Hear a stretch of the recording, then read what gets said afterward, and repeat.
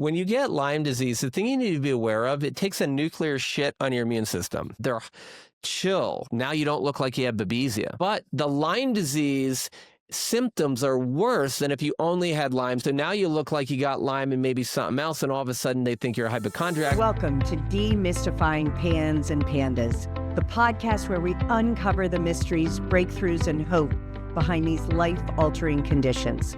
I'm Dr. Nancy O'Hara, a board-certified pediatrician, educator, and advocate with over 3 decades of experience helping children and families navigate the challenges of neurodevelopmental and neuropsychiatric conditions, especially PANS and PANDAS. These disorders can feel overwhelming, but here we'll break down the science, explore transformative treatments, and share stories of resilience and recovery. If you've ever wondered what's possible for your child or how to find answers, this is the place to start. Let's dive in. Hi, everybody. It's Dr. Nancy O'Hara, and welcome back to Demystifying PANS PANDAS. I want to tell you how excited I am to introduce you to, if you do not know him, one of my favorite people, Dr. Tom Moorcroft. He really is America's premier Lyme disease educator. Not just self-described, but he really is one of the most respected voices in complex chronic illness recovery. He's the founder of the Lyme Disease Practitioner Certification and Mentorship Program and host of a podcast himself, The Lyme Insider, where he trains clinicians to master the art and science of treating Lyme disease, tick-borne co-infections, mold illness, and infectious-induced autoimmune conditions like PANS and PANDAS. And Tom has over 15 years of frontline experience, blending cutting-edge medical science with practical, results-driven strategies to solve medical mysteries. He's an ILADS fellow.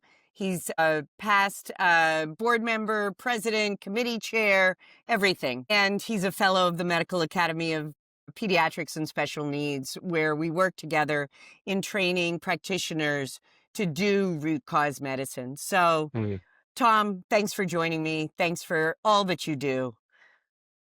Well, thanks for having me, Nancy. I mean, what a great introduction. I'm really excited to be doing this with you. And I feel the same way. Lots of love right back to you for being such a great leader. And I can't wait for this amazing conversation. So, first of all, how did you get into Lyme disease? How did you get to be this expert? Well, part of it was I had myself been trying to figure out how to save the planet because I was an outdoors guy, mountain biking, skiing, and all this stuff that everyone knows I still do now. And I found that I was doing a lot of research in college in outdoor, like landscape ecology and wildlife management. But every time we had a good idea, we would just sit down and go, wow, we had a great idea. Let's write another paper. And then, oh, that was a great idea. Let's do another paper. And I got frustrated because nobody was taking like big action, right? And the planet was suffering. And I was like, there might not even be a planet when I'm older. And what if I have kids and their kids and yada, yada. So I was like, who can I talk to that if I get them inspired, will inspire other people really easily to care for the planet? I was like, oh, kids. If I get kids excited, then they'll get their parents excited. So I took an AmeriCorps internship and I went to the Institute of Ecosystem Studies in Millbrook, New York. And as I'm teaching everyone about this like thing called Mother Nature and everything, I end up getting Lyme disease that, got treated for 10 days. And then at that point, over the next 6-8 years, just things crept back in. So joint pain, brain fog, and fatigue, and all the other wonderful things that go along with it. And so I didn't really get a diagnosis for over 8 years. And then, then I got back to the end of it, and it was like I met some great doctors who were thinking outside of the box. They treated me. I got all better. And then I went out and I was just going to be an osteopath who did manual medicine because I was better now. I was all like, I completely forgot about it, to be honest. But I was aware, right? And I put my hands on somebody one day and I was like, you're infected. Because my mentors were always like, feel what a drug does, feel what like health is like, what is cancer, what is near death and all this. And so I had this Rolodex, if you will, inside my body of saying like, this is not your normal like structural. And I didn't know who to send her to. So I was like, well, I guess I'm going to send her to me. And I treated her. And then a couple weeks later, or a month or so, she referred a friend who was in a wheelchair, got her out of a wheelchair in about 3 months. And here we are. Wow. Incredible. And it's amazing how our own personal stories, our personal health guide us toward what has become a passion and a career. Absolutely. Now, so first of all, there's so much I need to unpack from that, but what's wrong with calling it Lyme disease? Why are those of us at ILADS, which is the International Lyme and Associated Diseases Society, trying to even change the name? Why can't we call it just Lyme disease? Yeah, that's a great question. And, part of the problem is that we know that Lyme disease, at least in the United States, is primarily caused by a bacterial infection called Borrelia burgdorferi. And now there's some other Borrelia species out there that can do it, and different ones in Europe. But essentially, there's these Lyme disease causing pathogens. And if you get those, you've got Lyme. But then we've got other spirochetes that cause different diseases, and we've got rickettsia infections, and then we can get Babesia and then all these other things from ticks. And we have these other infections, like when we're talking about PANS and PANDAS. I mean, they might have, strep exposure, mycoplasma exposure, and mold exposure, and on and on. Maybe we have Bartonella henselae infections. And I think what happens is, in the beginning, we were like Lyme and co-infections. But now that we have an understanding that, and co-infection just means another infection at the same time. So now that we have all these different, we know there's more infections out in the, in our society. People are coming in contact with so much more. We can't just be looking narrowly at one thing. And so if I rewind a little bit in my story, I had Lyme disease. I had a big rash, joint pain, brain fog, fatigue. They found me staring at a wall, drooling on myself. But I went to the doctor and he's like, classic Lyme disease. Here's 10 days of doxy, you'd be good to go. But what he didn't tell my parents was, like, when you start the medicine, you might have symptoms of this disease dying. And the other thing is, if you happen to get infected with something else in the same tick, it might look more like that. So at 23 years old, I take this doxycycline, I'm laying on the floor in my parents' basement in July. 1 minute I'm drenched in sweat, the next minute I'm freezing, and this goes on for 4 days. My parents, mind you, again, I'm 23. My mom and my dad had to carry me to the bathroom. It was that bad during those 4 days. But then I got better. But what we noticed was 8 years later, not only did I still have Lyme disease because the course of treatment was too short, but I also had babesiosis that no one else had looked at. Right. So here was another infection that you get from the same tick. And so one of the challenges we run into in our profession, a lot of people call it Lyme, and they mean all of these things. And that's not technically correct, and it confuses the folks who are just like, wait, Lyme disease is not from a cat. It's actually from a tick. So we want to be more clear, Right. so that we're actually, speaking the same language as other clinicians, and we're also clear to our patients. But the other part is, when you lump it all together, you miss stuff. Yeah. Yeah. And that's what happened to me. Exactly. And that's a big red flag. And one of the other big things I want to talk about is there is so much misdiagnosis. Like you said, Babesia was missed. That's in over 41 of our ticks in the Northeast. It is the most common tick-borne disease infection in our area right now, and nobody's talking about it. Nobody is treating it effectively. And then the other piece, that you were undertreated. Even if all you did have was Borrelia, you weren't treated enough or long enough. So talk about that a little bit. Well, it's funny you remind me of this. Just for ha-has one day, I was like, well, strep throat, which we'll treat, for whatever, 5, 7, 10 days, which is really kind of strange that we get so blasé about it, because Lyme, treat for 10 days or 14 or 21 and it's just fine. But there's two sides to that coin. So for fun, I said, well, how often do these things reproduce? And strep reproduces roughly 13,000 times in a day, and we treat it, let's call it 7 days just for fun. And then Lyme reproduces, well, about once every 3 weeks. So I'm like, okay, let's look at this. And I just did a simple ratio, and I know you can't do that and poof, a miracle occurs, but I just thought it would be a great exercise for perspective. So if I wanted to treat someone based upon the length of the reproductive cycle of Lyme disease, comparing it to the standard of care in strep, I would have to treat them for 667 years. Wow.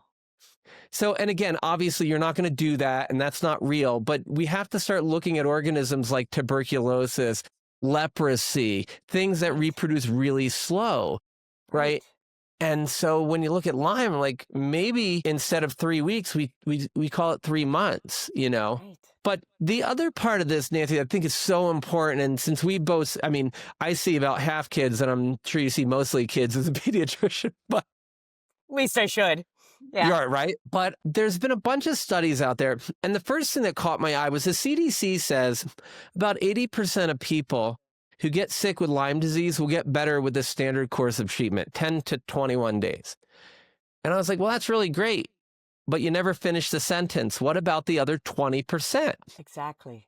And then I go, oh, that's kind of interesting because a year and a half ago, a study came out in children from like 6 to 18, and they said within 6 months of treatment with a standard course of antibiotics up to 3 weeks, 75% of these kids will be better, but not all. Right. And then they said the other 25%, they broke it down, but like a lot of them were getting diagnosed with post-treatment Lyme syndrome, which you could have autoimmune issues or permanent or semi-permanent changes after Lyme. But the other alternative that they didn't talk about was that you could have active infection. Right. That we're not looking for.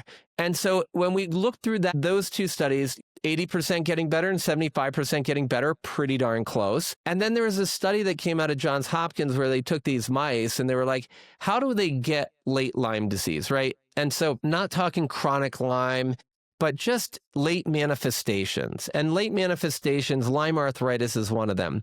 But it usually takes 6, 8, 12 months in a human for that to happen. What they did is they took these mice that were sterile because they were, born in the lab. Then they got sterile ticks and they inoculated the tick with Lyme disease, Borrelia burgdorferi. And then they, let it feed on the mouse. And they found that roughly 80% of them got the late stage Lyme disease the normal way, which would be, I didn't get treated, I got infected, and we gave you what in a mouse's life would be analogous to 6 or 8 months in a human's life. And so that made sense. But then they found 15 to 20% of the mice were getting what they called early persistent Lyme or early signs of this Lyme arthritis. And what was so interesting, then they went back in and they found that there were Lyme disease, if you hear about persister forms, like these biofilm microcolonies, round bodies or cyst forms, these things that allow it to hide, to slow its metabolism down so that the typical drugs we use in the immune system just aren't working normally. These are the things that keep people sick when our regular antibiotics have been used properly, but the conventional system doesn't recognize that because they're focused on the 80%. And you and I clearly see the other group. So Exactly. what I found from this is they found persisters being developed within the tick and postulated they were being inoculated at the time of tick bite into this mouse. So what I think is interesting here, and this is really the point I wanted to bring up, is the CDC may not be lying, and that people like us and iLads and MAPS may not be lying. We are just holding a different part of the elephant.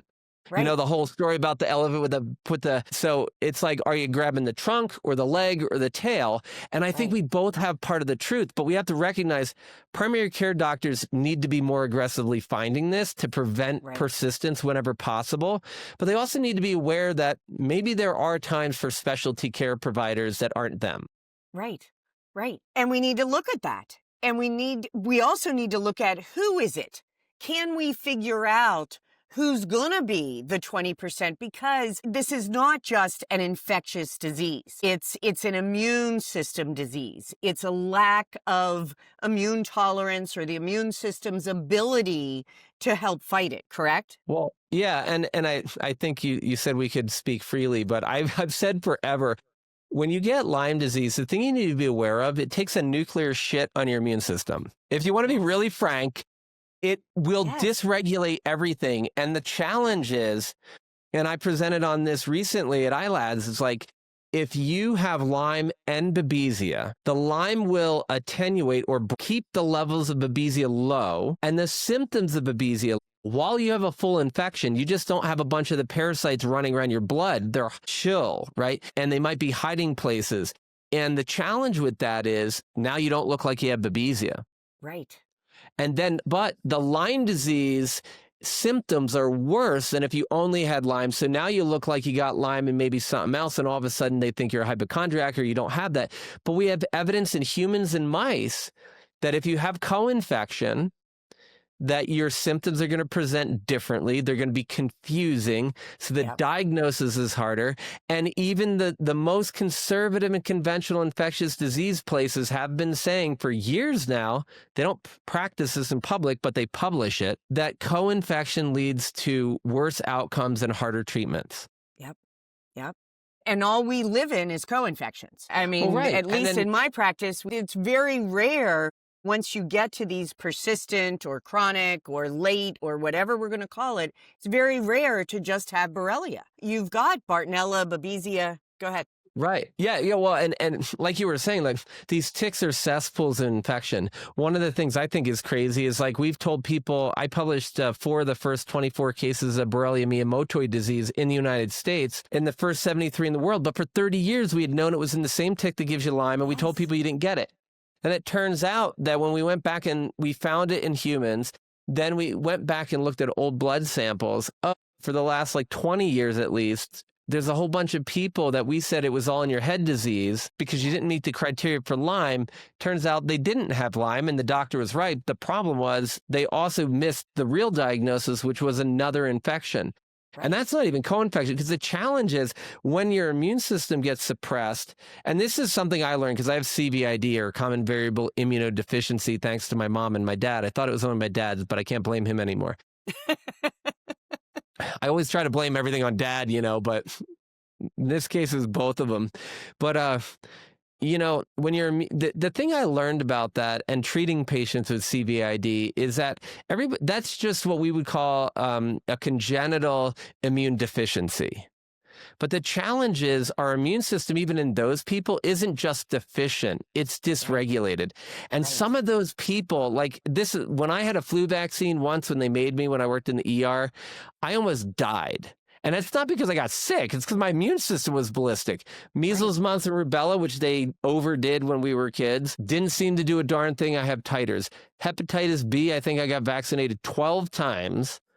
This is granted before I knew people like you and MAPS and all that stuff. I get it. But this is when we we were don't hold kids. it against you. I know. We all had to do it. Coca-Cola and pizza was a food group before I realized that it wasn't. So the challenge that came up was that the immune system is just overreacting and underreacting and normal reacting in the same person at different times to the same or different pathogens. And what I just said will probably break most conventional practitioners' brains, because yes, you have to sit down and realize that your patient does not exist in a vacuum. On top of that, I'm always like, I love my little thing here. I'm like, we are a vessel that can hold so much toxicity. Now, yes, you can do stuff to your body and feed it crappy food and live in an EMF rich environment, and you can just drink a 6-pack of, whatever every night with a few shots, and you can make that a little smaller. But really it's because you're screwing up the rest of your body. But really, the thing is, if I have this much toxicity and then you add a little Bartonella on top of it, I'm going to be sick, but it's not going to be that bad. The problem is that I keep stacking multiple toxins and I overflow. Then people come in and are telling me their Bartonella or their Lyme is flaring up. I'm like, what is wrong? Please tell me.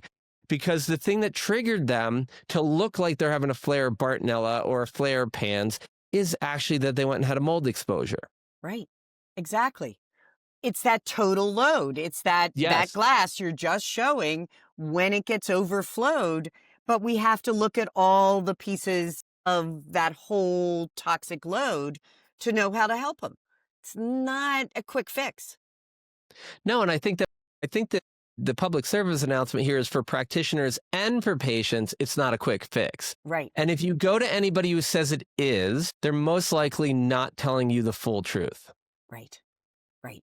Because I've never, Exactly. And that's why you and I add herbs to so much of what we're doing. It's not that we're anti-antibiotics. We use them. We use antiparasitics, we use antifungals, we use antibiotics, but we're going to kill, but we're not going to get that immune system support from the antibiotics. So talk about that a little bit. Yeah, I mean, this is one of the game changers in my practice, really is looking at the whole person and looking at everything we can do. And so if we just take antibiotics, they're great. but they only work on those rapidly reproducing bugs. Most of our antibiotics that have been tested against these what they call non-growing forms or stationary or persisters. They like to, in the literature, have 17 different names so that they can confuse you. But it's these slow growing, almost like they're in suspended animation. They're just taking their time, like you're on a slow-mo, and they're not metabolizing the drugs the way the drugs are meant to be used, so they don't work. So it turns out that we have a couple of combinations that might work, but most of them are either complicated and or toxic. Whereas if we look at the research that's been done on botanicals or herbals, they have broad spectrum coverage for both the growing and the non-growing forms. And then what's nice is, if I wanted to treat Bartonella and Lyme, I could do that with probably at least with the minimum of 2 antibiotics. But if you have Babesia, now I probably have to add 2 more medicines in. And now I've got you on so much stuff, and now I got to add the antifungal and the this and the that and the that. And now we haven't even gotten to the supportive stuff. We're just talking about the toxic chemicals that we need. So when I look at herbs, I'm like, wow, instead of having to do all that, I can come up with a couple of herbs. And lo and behold, the best one for Lyme is also the best one for Bartonella, is the best one for Babesia. And then the ones that are really good for Lyme and decent for Bartonella are also great for Babesia. And so we have a group of herbs that test so well. And then on top of that, we also have that they have fringe benefits. Like many of them are cardioprotective. They protect your heart. They're hepatoprotective. They protect your liver. They protect your gut. And they protect your brain, whatever, on and on. So when you get whole herb extracts, you're not, you're really looking at the way source or Mother Nature created these herbs to be used. Right. Now, the caveat is a lot of us natural medicine people, including a lot of NDs that I even, recently was talking with and saw a lecture, remind people that sometimes it's interesting. The people who come to me who want meds almost always need mostly herbs. And everybody is like, I need to do botanicals, need antibiotics, right? And most people get both, but it's like, you got to be open, because a lot of people would say mast cell activation or gut dysbiosis. Herbs are very, very potent. And in the beginning, for some, you may not want to be using a ton or even one. So people actually do better on antibiotics. But again, it's something for your practitioner who's well trained to think about, because most of my I would say 90+% of my chronic people, I start on botanicals first. My thought process is, if you have a big persister load, why don't I bring that down? And then I can drop on antibiotics. So now I've whittled away at the things that are keeping you sick, and now we can just focus on the ones that are making you symptomatic today. And you can be on antimicrobials or antibiotics specifically for less time. Correct. And that's one of the things that I do. And the other advantage is with the herbals, especially in the tincture form, you can start lower in some of your sensitive people and build up more slowly than you can with a lot of the antibiotics, especially as available from conventional pharmacies. Right. And the other part that's really cool is Lyme. We talk in medicine about persistence and resistance. And resistance is the bug is changed so that the drug doesn't work. And there's a lot of mechanisms for making that happen. But that means the drug you're giving just doesn't work. Then there's persistence, which is like, hey, the drug will work if I weren't stupid. And Lyme is one of the smartest things on the planet. Now, it may have been messed with more recently in human history. However, it's been around for over 13 million years. And we know the longest human infection is about 5,400 years ago confirmed. So it's been around for a while. Rickettsial infections like anaplasmosis, Rocky Mountain spotted fever, their cousin has been around for over 100 million years. So these things, in my mind, and they teach us, right? Because I always go, okay, like mold. Why is mold on the planet? It's to break down and release nutrients so that they can be used to create something new and different and more vibrant, possibly, than the old decaying thing. Why is mold in your life? Well, you don't deserve it, but it's there. Maybe you could look at it and learn something from it. Maybe you need to let go of something during your healing journey. The same thing with Lyme. It's just like, what can we learn from Lyme disease? Well, one is when you're not fighting it, it reproduces more rapidly. When you're trying to fight it, it doesn't fight reality. It just chills out. Sure, I'll just wait until your immune system's suppressed or you stop using the drugs and I'll come out. So it plays smarter, harder. And that's I think it's a really good thing as we're working with people and healing. It's the consistent small things you do every day It's understanding that some days are better than others, and also that it's, it's not going to be, you don't fight reality. If you feel like crap today, you feel like crap today. If you feel good today, it's good. It's like you don't have to be worrying about tomorrow, whether you're going to feel better or worse. Just enjoy it and go with where you're at. And that's something that you bring to every spot that you come to in your life, is that joy. I mean, for those of you who do not know Tom, the joy just eats out of his pores. But it's a very important point that our lifestyle, that everything that we put into this is so important for our healing. And so many people want the magic pill, whether it be an herb or a medication, to fix it. Well, that can be a Band-Aid for a period of time, but it can be really hiding a lot of other things going on underneath. I think you have to do the work, like you're saying, Nancy. And so if we go back to my story again, which it's amazing when you unpack it in retrospect, you learn so much. It's like, I think it was Steve Jobs who said something along the lines of, you can't see the dots, looking forward. You can only connect them looking back. Yeah. So you don't know. And so in my healing journey, because we skimmed over it, when I was first sick, my boss had left me because she's like, your performance at work is sucking. And no one knew it was wrong. And then she's like, I need you to get back on this thing because you're the overproductive Energizer bunny and you haven't done anything for 2 weeks. And I'm like, I've been here all day. And she came back an hour after our conversation and found me staring at the computer screen with the cursor blinking in the same spot. And then we both looked down she had to shake me to rouse me. And then I looked down and I had a puddle of drool all over my shirt. Wow. And it was kind of interesting because 6 years later, I'm in my apartment in medical school and I'm like, I always go down that road. Every morning I wake up, I have joint pain, brain fog, fatigue. I tell people I'm brain dead. Sleep when you're dead, because no matter if I sleep 4 hours or 14 hours for a year at a time, it doesn't matter. Like my muscles hurt and nothing. My life sucks. And I was like, but I was recently married. I wanted to have a family, the dogs, playing outside. I mean, I played ultimate frisbee back in the day. I wanted to mountain bike and ski, anything low key, except maybe sleep. So, and it's like, I just saw it going away. And I had no idea at this point, of how to get better because I never met anybody. And so I just was like, every day I put my feet on the ground and I go, I'm that guy. Yeah. And I hate that every single day. And I had no knowledge of another possibility, but I was like, I still want that. So I'm just going to focus on that. And when I decided to double down and die trying or get better, because I had been to, 10, 20 doctors at this point. I'd been on psych meds left and right. And every time they were like, oh, you definitely have what we think you have, whether it's depression or bipolar or ADHD, but the meds just don't work in you like they do in most people. And I was like, that's ridiculous. But I didn't know, I didn't know what I knew now.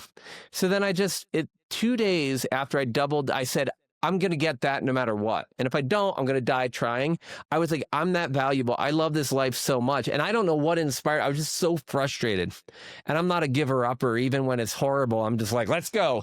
And I understand that energy is sometimes hard to come by when you're chronically sick. Within 2 days, somebody handed me a yoga DVD. And I tried to do it. And I couldn't touch my kneecaps while I was standing up. I had to sit down to do it. That's how tight my fascia was at the time. But I tried a little bit and I noticed the breath didn't feel right. And I was like, this guy didn't do it right. So I was critically evaluating the one option in the last 6 years that was new and different. But I went to the back and I found the Ashtanga Yoga Research Institute in Mysore, India. And I was like, I'm going to study there because this guy studied something good and screwed it up to make it commercial. So I like the origin. I like just foundations, going back to the basics of like, why does this stuff work? Get fancy later. Learn how the body works. So I found one of the guys who'd been studying with the dude for over 20, at that point, 30 years in India. And I just followed what he said.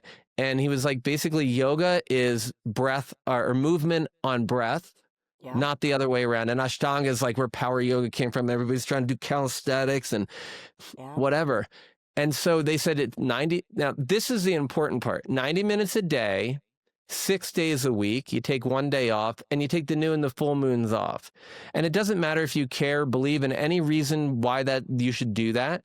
That's what the guru said to do, and he knows it works. So I was just like, all right. And then the other part is you do the practice 90 minutes a day. I could do about 90 seconds before I was about to die.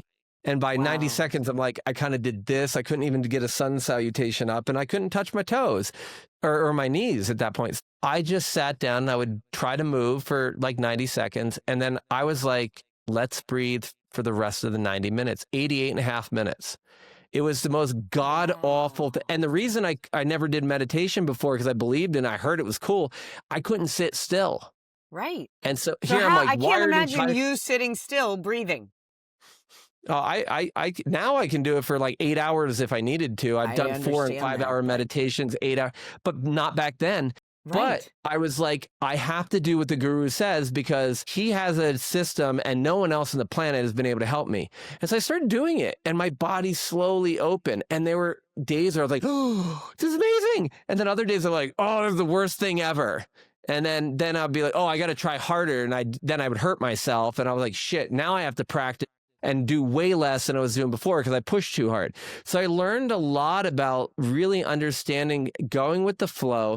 This is before I learned about diet, and this is another good thing for people to think about. I started to not want the things I grew up eating. Yeah. I did not know anything about nutrition at this time, other than you're supposed to eat food. But I didn't know what food was. So the soda left, the pizzas minimized, and I started eating like whole foods, but not because anybody told me. It was like my body was rejecting the toxic crap. And so pay attention, and I think it's a challenge, Nancy, sometimes to become objective about it because so many people are like in the middle of it. So ask friends, get people talk to your physician or your health coach, get someone who's able to reflect outwardly, objective third party, so to speak, because it can be challenging. But man, that made all the difference in the world was just sticking with a protocol. And it sucked for a long, long, long time. But it's then that for over 2 years, I did that. I was about 70% better. And then I met the doctors who in their office, I was like, oh my God, all these people are like me. And so I was like, whatever they have, I have, just draw my blood and let's do it.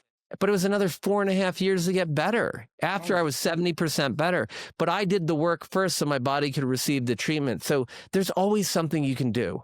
Right. And I think that's so important. I mean, we talk a lot on this podcast about sleep, about poop, about, the environment, about getting out and playing in the dirt and hiking and all of those things. Those are part of healing. It's not to be bypassed to just get the drug.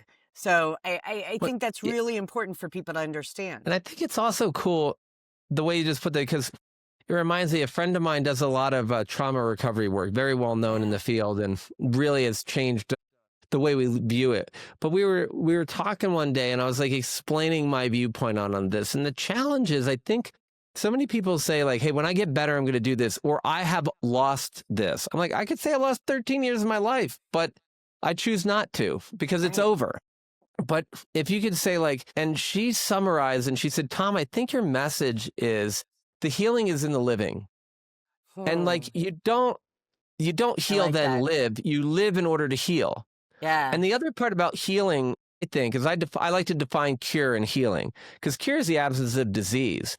And healing to me is bringing yourself back together, becoming whole, healing yourself, healing your family, community, healing your greater community, and radiating your inner light, whatever that means for you. Because I'm a very outgoing, gregarious person. My wife is probably the exact opposite, very introverted. And the way she shines her light is no different than mine. It just looks different. So you don't have to be doing other people, do you? And also don't compare yourself to other people's healing journey. Learn from it, but that's their journey, not yours. Go on yours and enjoy it and learn how to live life to its fullest. And I always say, like, if you look at the law of attraction style of thinking, right? If you get 2% better, and then you say to God or source or life, or whatever the hell you want to call it, that's not good enough. I'm waiting for 20%.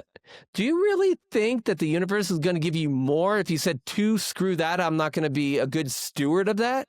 So I'm like, be grateful for every little thing I get and savor it, because then you can identify it. And that is a huge immune booster. And that's what really gets you moving forward. the gratitude is part of it. And I say that a lot too. Find something, one thing to be grateful for every day, no matter how bad the day is. Finding some gratitude in just taking a breath, whatever it may be. But I love that. The healing is in the living. Yeah. That's awesome. And yes, we all know this is a very complex disease. There are a lot of pieces, whether we're talking about autoimmune encephalitis of the basal ganglia, or whether we're talking about tick-borne diseases, whatever it is, there's a huge expanse of knowledge and understanding. But the basis of it is wanting to get better, finding something and someone that you believe in and moving toward that light. Right? I just spoke spot on. I mean, I just spoke to someone second to the last person I spoke to today before we hopped on here. Lovely person, very supportive family, just has nothing to live for. And it breaks my heart because I understand the suffering, but the difference is like every time things don't go their way, and I see this across the board, and it's a protective mechanism, right? Your nervous system is trying to keep you alive. Yeah. But being alive and feeling great are not necessarily the same thing. Yeah. So she's constantly focused on the negative, and that's the easy thing to do because our nervous system needs to keep us alive. And if we're like, hey, I'm hanging out in the middle of the woods back in the Aboriginal days, and like some new clan of people walk in, and I go, hey, come on in, and then they murder all of us. Right. Because we weren't on guard, that's not a good survival mechanism. Right. But if they come in and we're not sure who they are and we're like, whoa, hey, hold on, break out my axe or sword or whatever I have. And then we realize they're our buddies, then we're okay. But we have, that's a natural reflex protective mechanism. Right. We also have to have the body be safe in order to heal. And for me, the gratitude is the easiest. You just, like you said, one, and I have people do 3 things at night, 3 things that you were grateful for today. I was breathing, I peed on my own, I peed in my bed, whatever.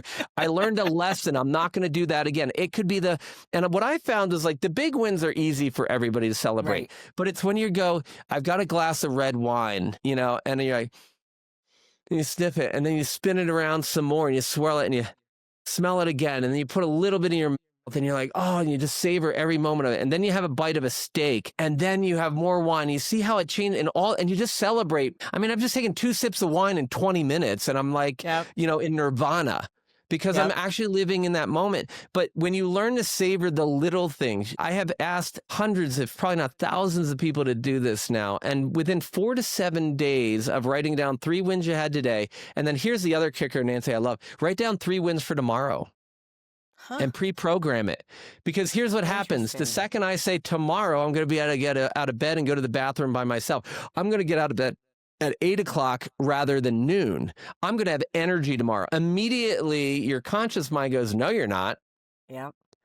Right? Because it's your story that and maybe the last 10 years, you've woke up without energy. So I have people do it at bedtime. And then I go, just go to bed. And even the worst insomniac eventually passes out sometimes. And once they do this for a few days, then they start to get parasympathetic and sleep. But when you go to sleep, you dissociate from your conscious mind that's trying to protect you from stuff that you may not need to be protected from. That's its job. Your subconscious mind then plugs into the greater life force, God, whatever. Again, I mean, I'm happy to use whatever word anyone likes. I just know that there's something going on that connects you and I and is bigger than all of us.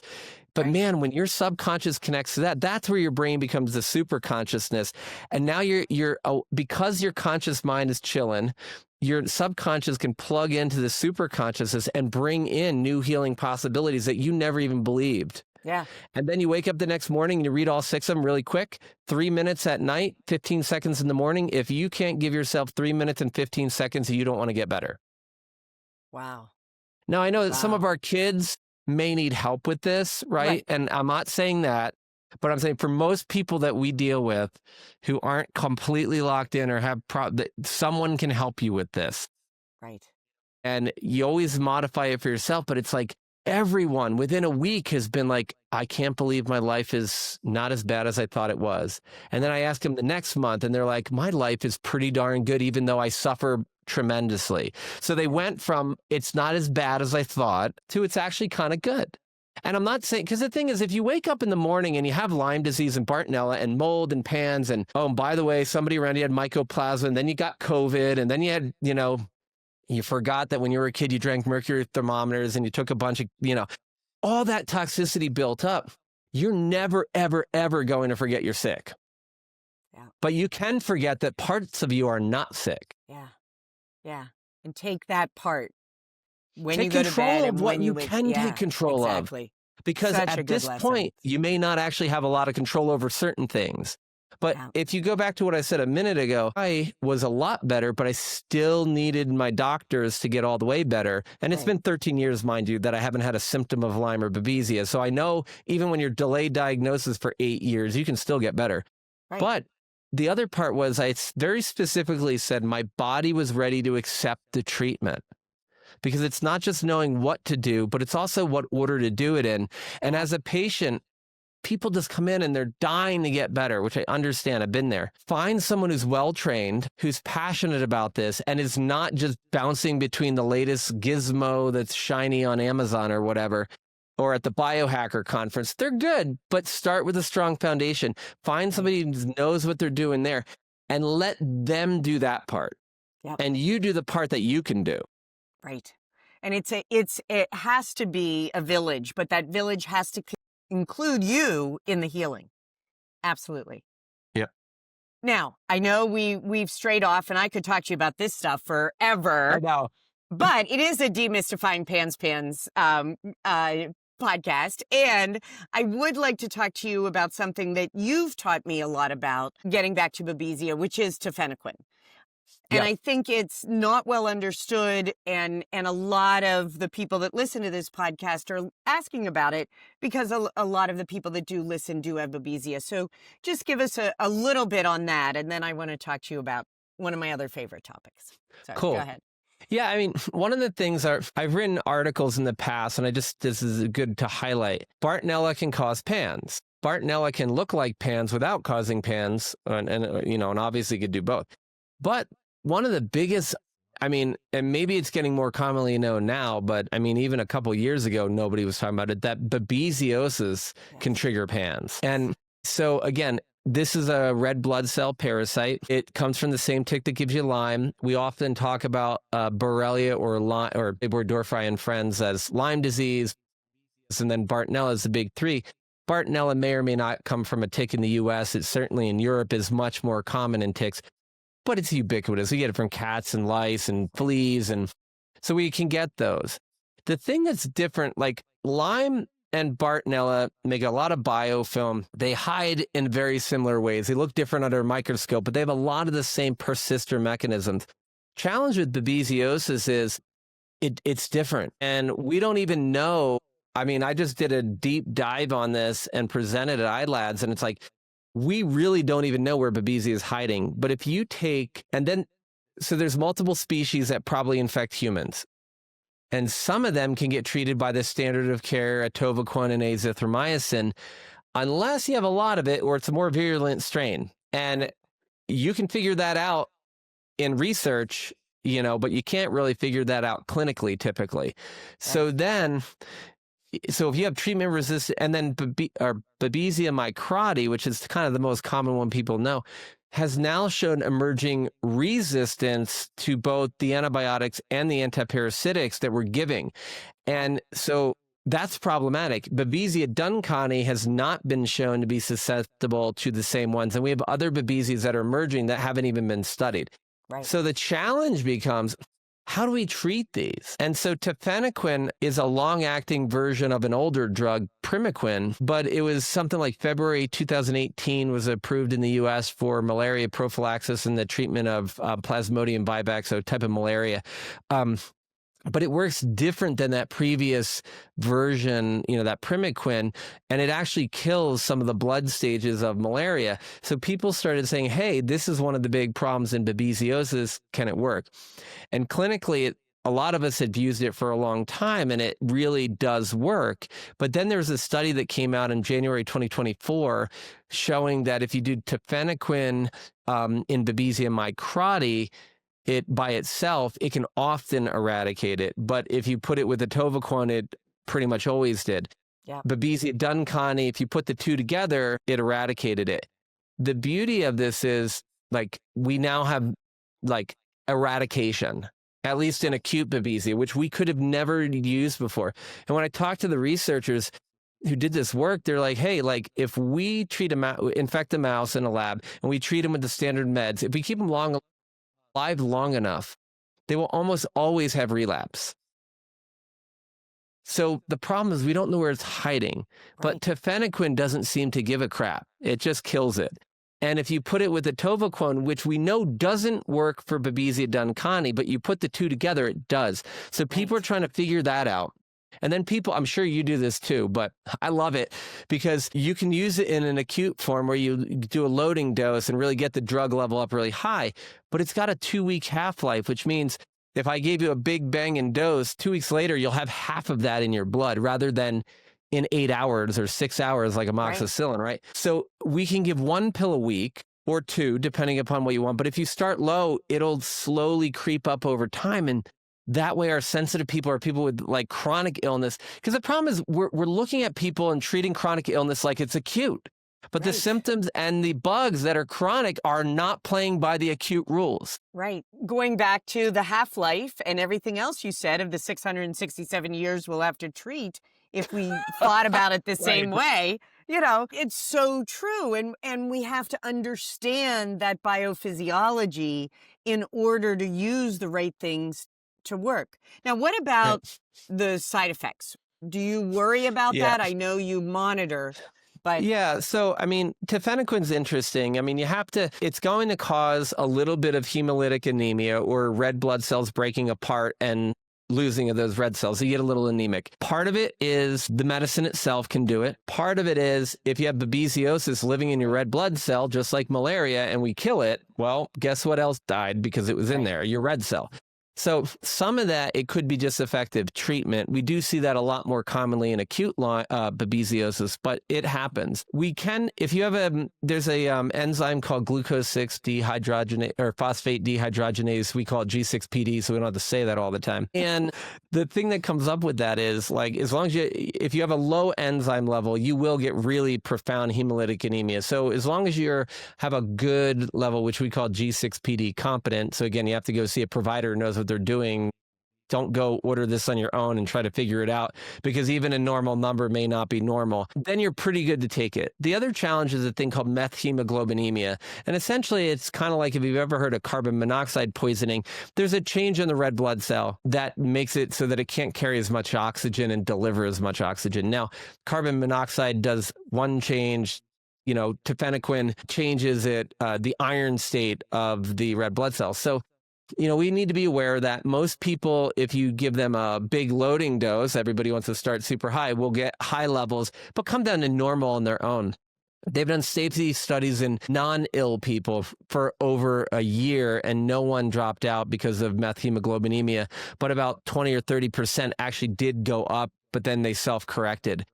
In our chronic illness people, I find that we definitely see more methemoglobinemia, but it's just something we have to monitor for. And if we start low and go slow in our chronic people, we tend to do okay. And a lot of people have been talking about like methylene blue, which is a great antioxidant at low doses, gives some, you know, electrons to the mitochondrial respiratory chain, aka detoxification and energy support ultimately. But in higher doses, we can use it as an antimicrobial, but it's also against Bartonella and somewhat against Lyme. But what's really cool is it's also a treatment for methemoglobinemia. So a lot of times we'll put lower levels on, and if their levels go up, we give them that. So we're hitting a lot of the infections at once and supporting detoxification. And the other part too, I just want to make, I mean, the side effects are manageable, but work with somebody who knows what they're doing. And in the study,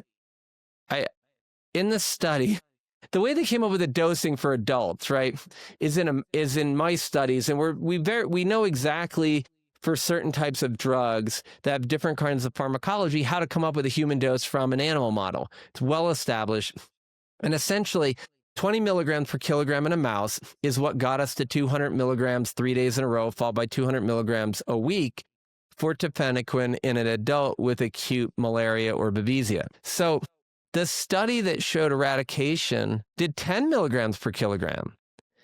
And of of the tefenoquine. Right. And combined with the atovaquone, they found radical cure. And then if you had Babesia duncani, the mice were essentially vaccinated against it. Now, they didn't get a vaccine, but they had immunity to it if they re-inoculated them with it. So something about killing the Babesia with those drugs led to your body becoming resistant to it. Whereas for me, I haven't had that drug. I could get it again. Right. So it's really Right. interesting. That's fascinating. Yeah. Do you know the And mechanism behind that? Oh, I wish. Okay. Well, All yeah, right. they're All working right. on You it. let me know when you figure that out. Right. So, but the cool part, Nancy, was when you look at all this, a lot of people are pushing high doses in chronic, like 300, 400, 500. When you go above 300 milligrams a week, you're definitely getting a huge increase in your side effects. Right. On the down, we're even 100 milligrams a week for you and I would be the eradication level. If you do the pharmacology, it's the same. Two other quick points. Tefenoquine causes a lot of brain fog and fatigue in certain people. Some of them look like the Babesia kind of stuff and tick-borne. Others of them look like they're having a profound yeast die-off. And it's almost like they have a lead blanket of fatigue and brain fog. And like when you see the two in your ovi, you'll be like, oh, I know what Moorcroft just said. I mean, it's just like that super profound, like, huge candida die-off. What's interesting, so that bothered me. So I started doing some research, and tefenoquine has a publication showing it has antifungal properties. So in our patients who have a lot of antibiotic use, have shitty diets, our the kiddos, and then also anybody who has a mold exposure, there's a possibility that some of the die-off from tefenoquine, especially if you go high too quick, could actually mold or yeast.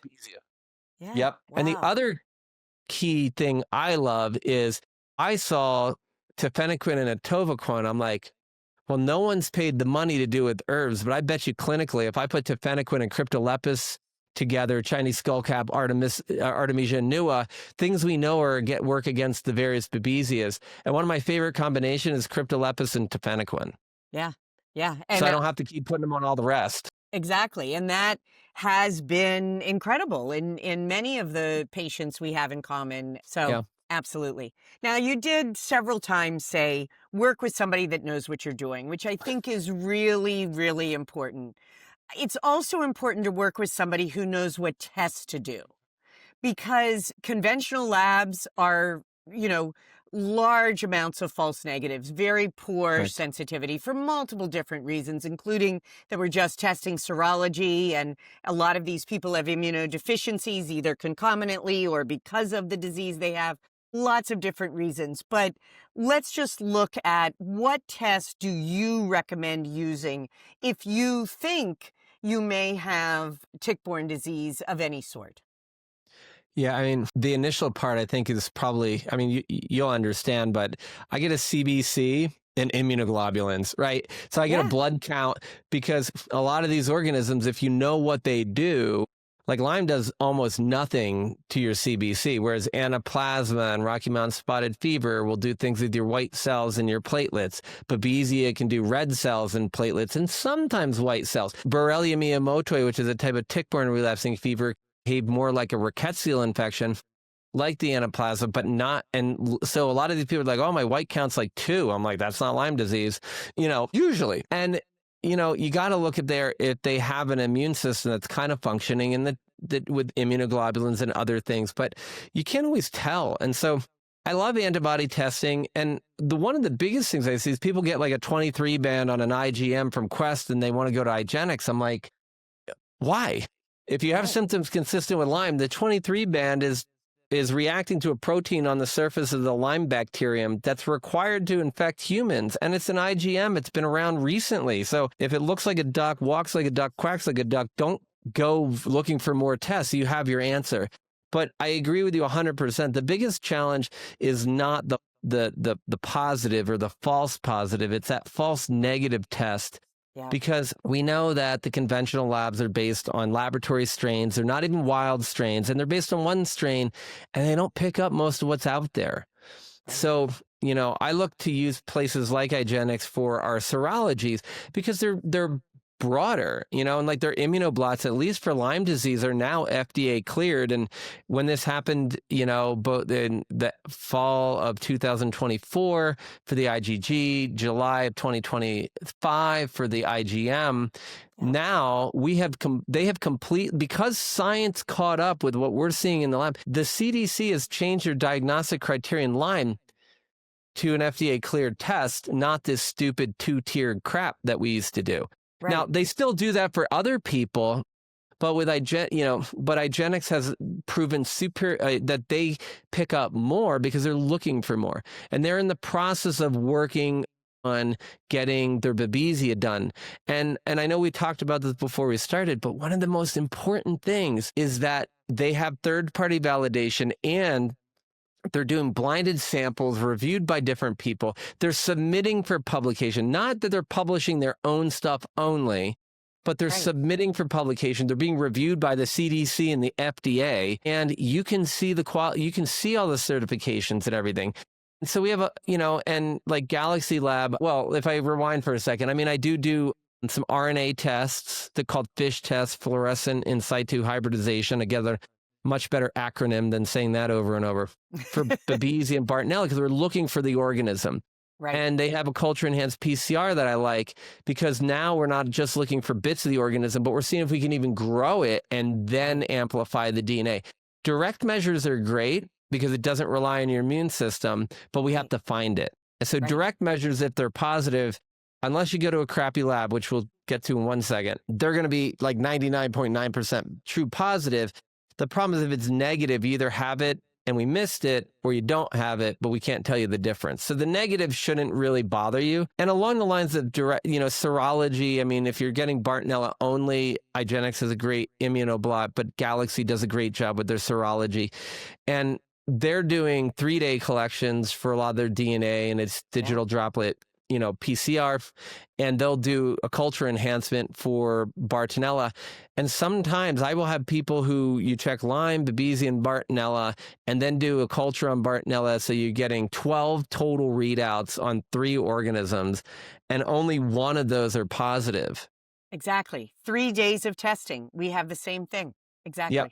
And what's interesting was when I was first getting into this field, because I'm a scientist, I'm like, well, is that bullshit? People are literally, I talk to researchers who publish, if they run a DNA sample through PCR and they find it positive 1 out of 40 times, that counts as a positive and they can publish it. Wow. The biggest lab, the most I've ever heard a lab doing it in a single sample is 3 times, which is IGeneX. And everybody else, you just have to pay them for more tests. So, but the other part that's important about Galaxy is some of their research, they're pushing the envelope, and they're trying to take newer technologies and get us better, more accurate results. But they're also seeking FDA clearance, and they're working with people to get sometimes it takes years to do, but they're doing the steps. And I see so many other labs out there, like if you do a massage and then pee in a cup, you're going to find out what you have. I'm like, that's not a validated measure. I'm going to do a finger stick. Finger stick sounds great when it's hard to get a blood draw, but that's not a validated measure. And the external validation is like, we compared ourselves to the CDC 2-tiered criteria for testing Lyme, but it's known to miss 88 out of 200 true positives. So 44% false negatives, basically. You can't do that. Like, if you're better than that, I'm glad, but that's not a high bar. So when you're saying, hey, I'm better than what exists, and that's what I love about what IGeneX did, was they said they were asked to do the CDC criteria or their own criteria for the submission, but they couldn't do both. And they're like, well, we believe in our side so much, we're actually going to just do our highly specific Lyme ban criteria. And they not only proved that they were right, but they proved they were better than everything else out on the market. Right. But it took, how long have people been disrespecting IGeneX and saying they're just the one who's always positive? No, they're looking more accurately, and they have proven that they can tell which ones are positive and which ones are negative in the face of other people who can't do that. Right. So, we got to go there. Yeah. And I think it's really important, and you and I have talked about this a lot, that labs are held to a standard. If we're going to have our patients pay for a specialty lab, I'd rather them pay more money. I understand that both Galaxy and IGeneX are more expensive, but I'd rather them spend more money to get an accurate result. Otherwise, I'd rather not do the test and diagnose it clinically, treat herbally, slowly, Right. get started. The other thing is, starting to treat, your test may be more positive later after you see, Yep. some of this coming out. But doing a test because it's less expensive or doing a test because it is always positive doesn't make it right. We need to make sure there are appropriate validation studies and appropriate rigor of research. And I know there's a lot of really great primary care docs out there and functional medicine people who are new to this, but open and willing to order what their patient brings in the order slip. Don't do that, because I have seen people spend $6,000 and $10,000 at labs we may or may not have already mentioned uselessly. There are, if you there is all the providers we teach, and any provider who reaches out to me, I'll send them discount panels, right? And it's not that it's mine, it's just an order form that's filled out. But if you know the secret code, to get into the speakeasy, you can get half off of the core 4 things we need to be looking at. So one of the benefits, a lot of people are like, oh my God, it's costs a lot of money to come see an expert. I'm like, well, that's because you wasted time and money seeing all these other people who meant well, but they might not have the training. And it's like, oh, we're going to do more for less. But the problem is they're testing for crap that doesn't even exist in this country to the best of our knowledge today. And it's like, why are we saying, oh, because someone who's not validated says that's true? So you can actually save money and get better more quickly. And what's more, the money's important, but most importantly, I want you and your children to get better most quickly, as quickly as possible. And you do that by adequate diagnosis and treatment, appropriate and early diagnosis and treatment, and spending a little here and a little there and a little there rather than just getting what you really need, can sometimes slow you down. Exactly. And one of the things you just said is also not testing for everything just because you can. That's one of the other things you and I have talked about, that test for what you could have been exposed to.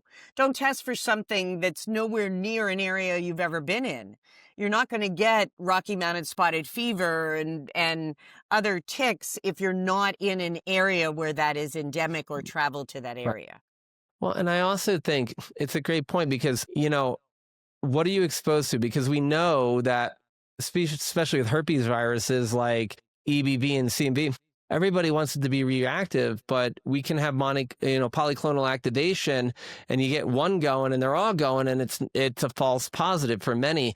And we know in medical school, if you have in most things, if you have a greater than 80% pretest probability of you having this, don't test for it. Right. And if you have less than a 20% chance of having, don't test for it, because your likelihood of false positives and negatives go way up, So it's a challenge, but really that's why I'm so glad to be talking about this, is that I want people to know that there are people out there getting trained. I also want them to know that they don't have to go it alone. Those days are over. Now, you might not like the answer if you have to wait 3 months, but let me tell you, you've been sick for 4 years, getting on a good person's waiting list for 3 to 6 months. Nothing. If you do it today, your appointment will happen before you even know it. But get in with somebody who knows what's going on, because if you start chasing infections that were positive, but they're just falsely positive, just like the false negative, you can do as much damage. And then you've wasted a lot of time instead of focusing on what you really have. Yeah. So how do people get in touch with you now that you've convinced them all that they need you to treat them? How do they get in touch with you? Yeah, thanks. If people are looking to see our medical practice, we're at originsofhealth.com. And for any practitioners, providers out there who are looking for, more in-depth training in Lyme and all the fun stuff that comes with it, the co-infections, we do little PANS and mold too, but just because you have to, but just really focusing on Lyme, we have lymetraining.org. Yeah, they're great places to learn. You're a great person, Tom, and incredible clinician, researcher, and just speaking the truth. So thank you for being with me today. Any last words you want to leave our listeners with? Yeah, I'd love to. And thanks for you're so worthy to receive this healing. And the world is a really cool place, but there's a bit of darkness that's going on. And right now, we could use more people shining their light. Like I said earlier, it's in whatever way you do. when you look outside of yourself and you get inspiration from others, like see their journey, but don't compare yourself to them. Go on your own journey. Get in touch with your heart. I tell people all the time, it's probably the hardest exercise I ask anybody to do, but stand up in the morning or sit in or whatever, get in front of a mirror and say, Tom, I love you, while looking straight in your own eyes in the mirror. And I've had people who are like, okay, I'll do it. I don't have a mirror, but I'll do it on my phone. And it took them like 5 minutes to turn the phone on. They're sweating. And then they scream at their phone. And then it took them another 20 minutes to be able to say it. But it's like, really just look at yourself and go, I truly am worthy. This is not just healing for other people. And remember how powerful you are. When you look inside and you open your light, then you give people around you the permission to shine their light. You don't need to shine your light the way I do. Just like I said, Jill doesn't, she does Right. Jill, and I do Tom, and Nancy does Nancy. The world needs you to be you, and we all are dying to see who you truly are inside so that you can inspire us, and together we keep inspiring each other. And for all our parents, even when your kids give me the bird around the corner, I have a teenager, it happens. They're still going like this and listening to you, they're looking to lead by example. And if, the final part of it is anybody who got rich had no idea how they were doing it. Anybody who got well had no idea how they were doing it. They just went and they said, I'm getting there. And the only way to do that is put one foot in front of the other and just go, I'm going. Later on, you'll figure out how you got there. But wake up today and just go, damn, I'm going to just walk down the road today like the person who's already healed and shining and beaming my light. But don't wait. Just do it now. You're not going to forget the illness. You can't think your way out of feeling crappy. But if you could imagine 50% of your feeling crappy could just go away just by shifting your mindset. And now you know what you really need to focus on. Amazing. Well, I'm standing in the mirror looking at you and me, but and just saying, I love you, Tom. So I love thank you too, Nancy. very much. Thanks for having me. We'll see you next time on Demystifying PANS PANDAS. That's it for today's episode of Demystifying PANS PANDAS. I hope you're walking away with insights, tools, and hope to help you and your child on this journey. If you found today's conversation valuable, be sure to subscribe so you never miss an episode. Share this podcast with anyone who might need it. It could be the lifeline they're searching for. And if you have a moment, leaving a review helps us reach even more families who deserve answers. Also, for more information, training, and community, check out our website, drohara.com, and join our annual membership. And remember, every step forward, no matter how small, brings us closer to healing and understanding. Until next time, be present, be hopeful, and we look forward to seeing you next time on Demystifying PANS PANDAS.